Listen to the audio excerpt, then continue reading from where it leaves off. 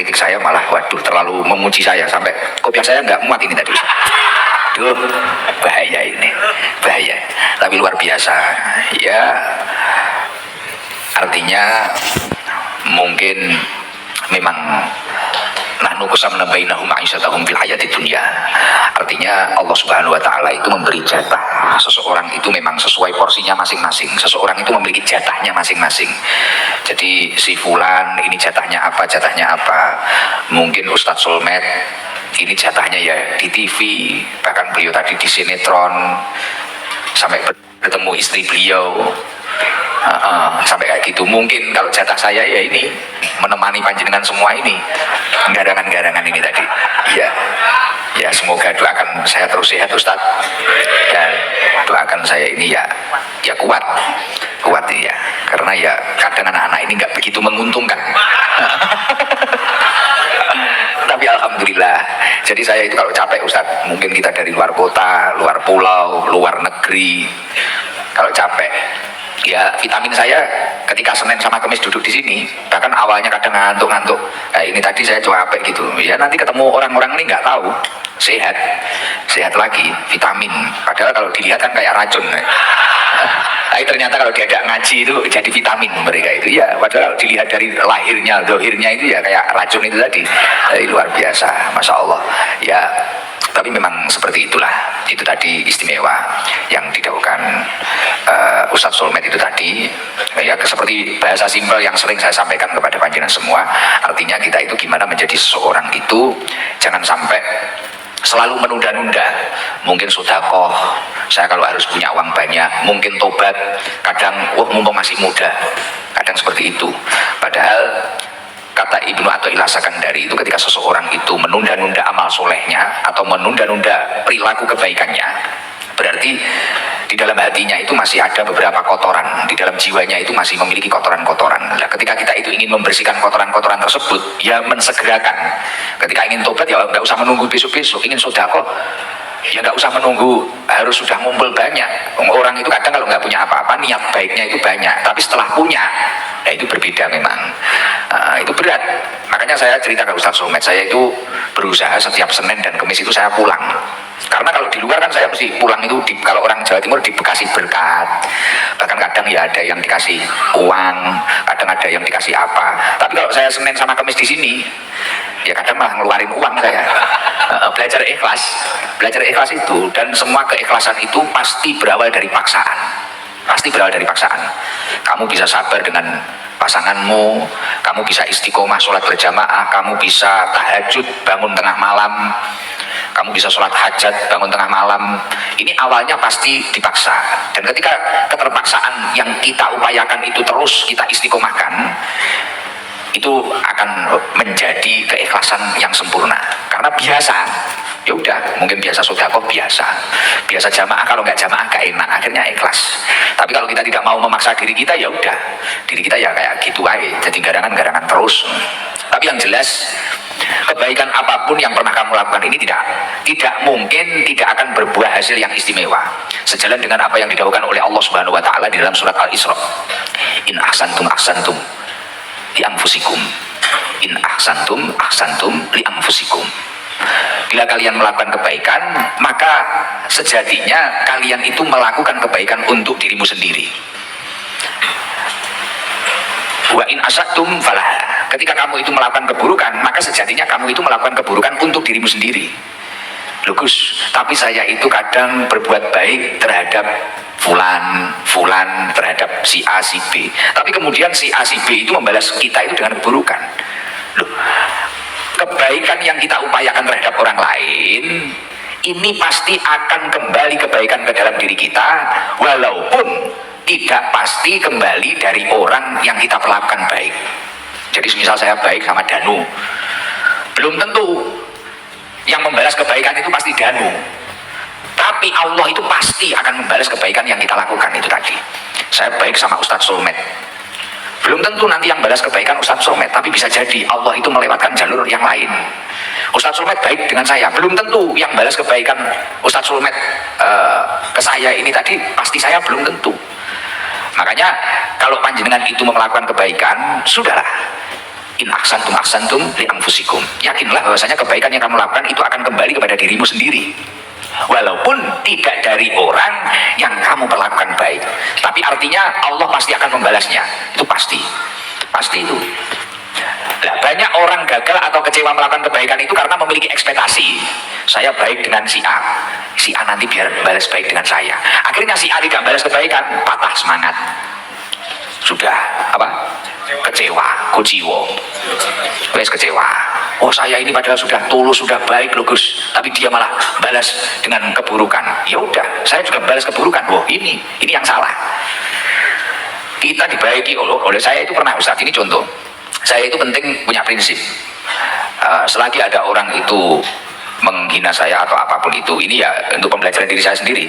Ceritanya seperti ini, beberapa tahun yang lalu saya itu waktu tanggal 1 Agustus itu biasanya kan ada undangan di istana itu loh, tahlilan akbar atau apa. Nah, kemudian saya itu ketemu kiai-kiai sepuh, saya minta doa. Pada waktu itu kondisi saya dan majelis ini banyak yang hujat lah. Mungkin apa itu wes parah ya, ini karena anak-anak ini kan macam-macam. Tadi istrinya Ustadz Sulmet saja ketawa-ketawa tak kasih tahu kalau Harlah itu kita itu ya ada band. Dulu marginal itu ke sini, marginal yang tatonya penuh itu loh, Jakarta. Band punk itu ke sini. Nah, akhirnya kan kita dihujat dan sebagainya.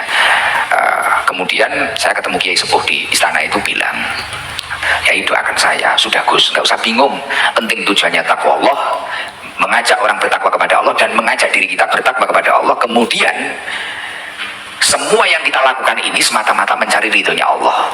Sudah, semuanya akan beres. Dan ternyata apa yang dikatakan kiai tersebut sejalan dengan apa yang didahulukan oleh Rasulullah Shallallahu Alaihi Wasallam.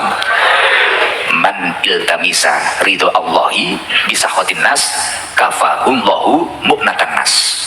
Barang siapa yang fokus mencari ridhonya Allah di saat orang lain itu tidak suka kepada dirinya, maka kafahumlahu mu'natan nas, Allah akan mencukupkan dirinya dari bergantung dari orang lain. Hidupnya akan dicukupi oleh Allah. Bahasa elitnya apa? Untuk dekengan pusat, mendapatkan dekengan pusat. Makanya ketika orang itu bertobat, oh kamu itu masih tatonan, sholat kamu itu gimana, apa sah? Sudahlah, cari ridho Allah. Kamu itu sedekah di video mungkin, penting kamu niatnya itu baik, kamu niatnya tidak riya, sudah saja. Oh kamu itu gini, ngaji buat apa? Mungkin kamu dihujat ngaji sekali. Dulu itu banyak orang ngaji di sini karena mungkin dia itu peminum, dia pemabuk, terus dihina. Oh kamu itu sholat saja belum 5 waktu saja belum penuh, sudah ngaji kayak gitu. Wes apa kamu itu dihujat kayak gitu. Kemudian sudah nggak ngaji. Akhirnya kembali menjadi preman lagi, kembali menjadi peminum lagi, kembali menjadi orang bucin lagi. Ya, bahkan di sini itu ada terlanjur dekat bertahun-tahun, terlanjur bahkan kadang membantu menyekolahkan pasangannya, ternyata takdir Allah berkata lain.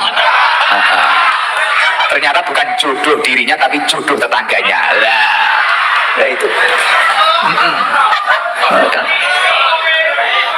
Biasanya kopi air putih.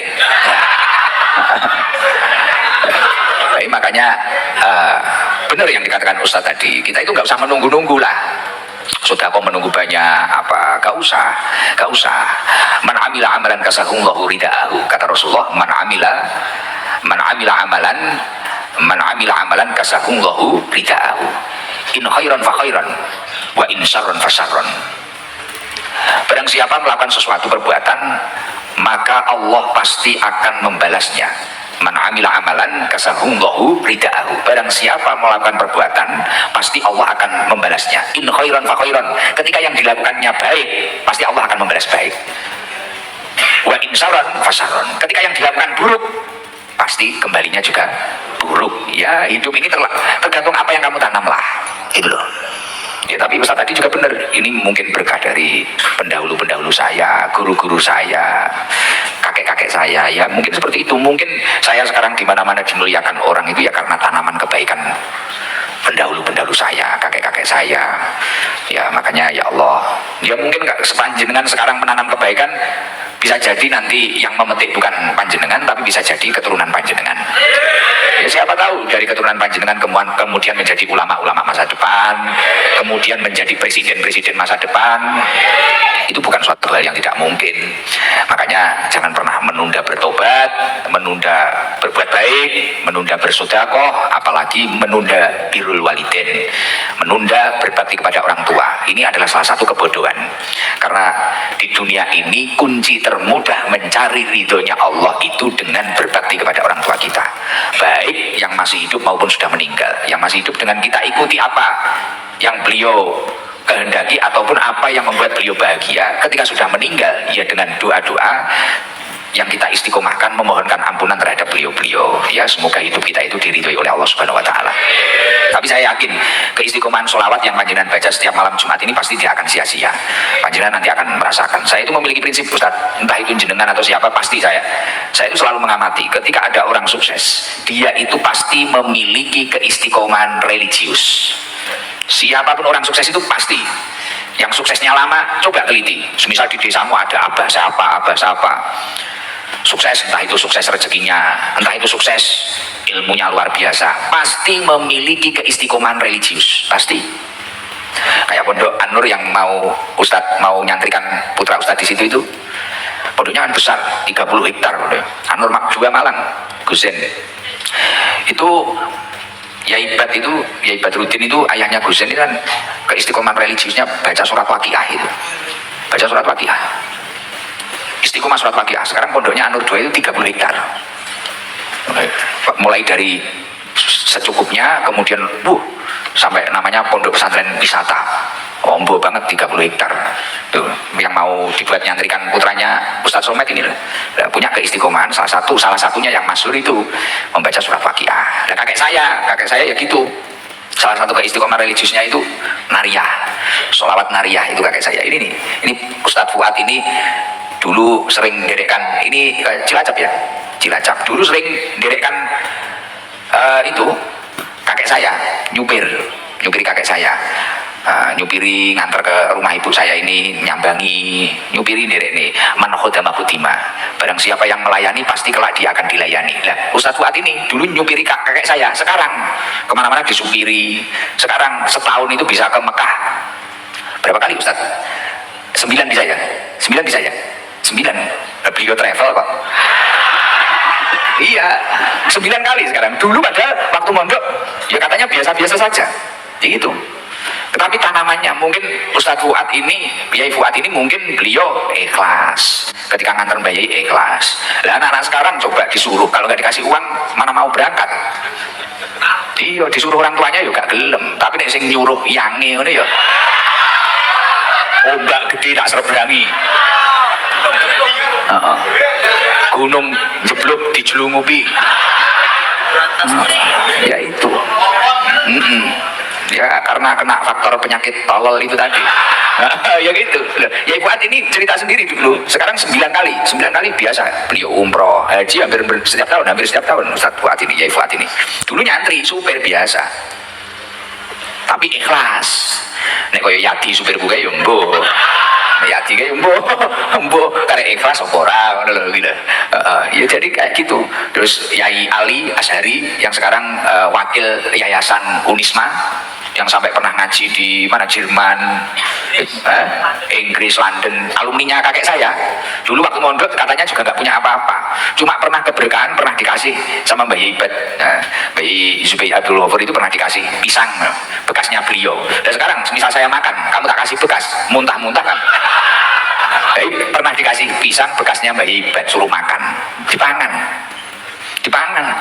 Tapi kalau orang sekarang, wah anak saya kok dikasih sisa. Nah itu, padahal itu berkahnya full itu. Saya itu dulu, beneran, saya itu dulu di pondok, saya selalu rebutan bekas guru saya. Jadi beneran. Jadi kalau guru saya ngajar di kelas itu kan mesti ada teh. Yang buatin biasanya bendahara atau ketua kelas. Dan saya itu berusaha kalau guru saya sudah mau pergi, nah ini serayaan sampai kok dihabisin teman saya. Wah aku waplai, ditum barokah. barokah, dan alhamdulillah sekarang ya hidupnya ditata oleh Allah Subhanahu wa taala. Alhamdulillah ya dicukupi. Walaupun saya itu tidak sekaya Ustadz Solmed, tapi alhamdulillah cukup lah. Cukup, saya istri satu juga cukup. Cukup, cukup banget. Aman ya. Anak nambah siap. Pokoknya sing ngomong ya nek. Alhamdulillah ya Allah, ini luar biasa. Alhamdulillah, semoga kita juga dapat berkah ilmu beliau. Suasana di pagi hari di daerah Jambi Kerep, Lontar, Surabaya. Hujan deras. Masya Allah.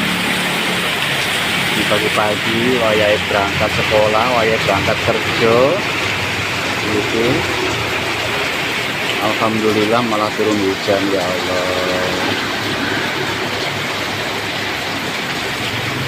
Terus dinikmati aja, disyukuri aja. Hujan sambil nunut niyup neng warung bakso tulang rusuk Pak Juhari, daerah Jambi Kerep.